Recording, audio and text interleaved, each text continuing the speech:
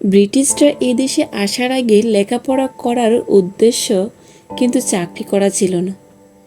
লেখাপড়া বিভিন্ন সেক্টরে যারা জনক এরিস্টটল, ইবনে সিনা, প্লেটো এরা চাকরি করতেন না। ব্রিটিশরা আসার আগে এই দেশে যে শিক্ষা ব্যবস্থা ছিল সেটা ছিল জ্ঞান অর্জনের জন্য। এরপর দেখা গেল স্কুলে গিয়ে পঞ্চম শ্রেণী পাশ করলেই পুলিশের চাকরি পাওয়া যায়, মাইনর 8 পাশ করলে হাই স্কুলে চাকরি পাওয়া যায়, আর বাপ জমিদার টাইপ হলে কলেজে পড়তে বিলেতে গেলে ফিরে এসে প্রশাসনে চাকরি পাওয়া যায়। এরপর এ দেশে কলেজ হলো, বিশ্ববিদ্যালয় হলো, বাঙালি পড়াশোনা করা শুরু করলো চাকুরি পাওয়ার লোভে। আমাদের সুর করে স্কুলে পড়ানো হলো, লেখাপড়া করে যে গাড়ি ঘোড়া চড়ে সে। কেউ বলল না লেখাপড়া করে যে জ্ঞান অর্জন করে সে। এই যে পড়াশোনা করাকে চাকুরি পাওয়া এবং টাকা ইনকামের মাধ্যমে হিসেবে বিবেচনা করা, এটাই এখনো মানুষ ভাবে। পড়াশোনা করে কারণ চাকুরি পেতে হবে। ভদ্রলোক যাকে নিয়ে লিখেছেন তিনি তুহ ডাক্তার। ইনাকে ছোটবেলায় রচনা লিখতে হয়েছে ডাক্তারি পাশ করে গ্রামে ফিরে যাব, এরপর গরিবদের ফ্রি চিকিৎসা দিব। বাংলাদেশের ইতিহাসে এমন কি কেউ আছে যে ডাক্তার হয়ে চাকরি না করে গ্রামে ফিরে গেছে গরিবের সেবা দেওয়ার লক্ষ্যে?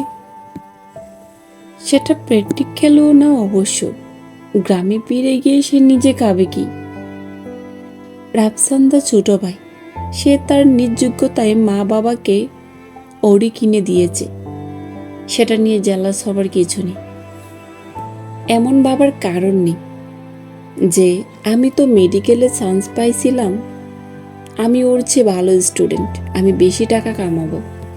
এই যে বাড়ি গাড়ি টাকা পয়সা মেটেরিয়ালিস্টিক লোভ মানুষের মধ্যে ঢুকিয়ে দিয়েছি আমরা। এরপরে শিক্ষিত সমাজ হয়ে গেছে চোর।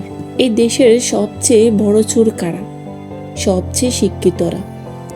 পড়ালেখা আপনার কাছে ওভার রেটেড লাগে, কারণ পড়ালেখা আপনার কাছে টাকা বানানোর মেশিন।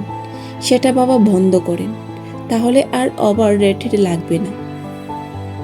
রাফসান তার নিজের যোগ্যতায় বাবা মাকে গাড়ি কিনে দিয়েছে, আপনিও পড়াশোনা পাশাপাশি বিজনেস করেন, দেশের সেরা ইউটিউবার হয়ে যান।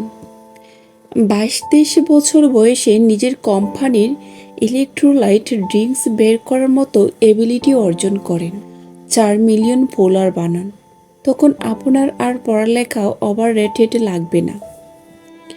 এগুলা মূলত অন্যের সাফল্য দেখে জেলাস হওয়া ছাড়া আর কিছু না।